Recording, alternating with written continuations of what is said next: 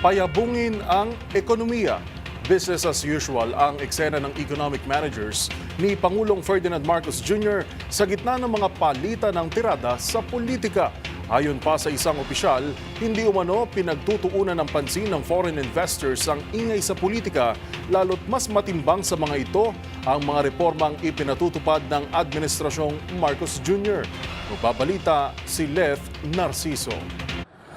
Kumpiyansa ang economic team ni Pangulong Ferdinand Marcos Jr. na hindi matitinag ng bangayan sa politika ang ekonomiya ng Pilipinas.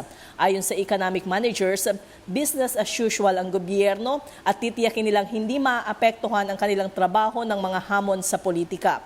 Mananatili umano silang nakafocus sa target na Agenda for Prosperity.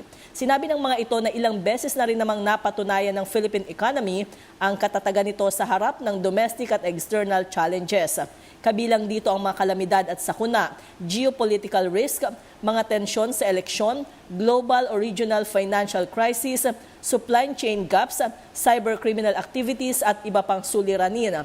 Kanina ay nakipagpulong si Pangulong Marcos sa kanyang economic managers na binubuo ni Finance Secretary Ralph Recto, Budget Secretary Amina Pangandaman, NEDA Secretary Arsenio Balisacan at Special Assistant to the President for Investment and Economic Affairs Frederick Go.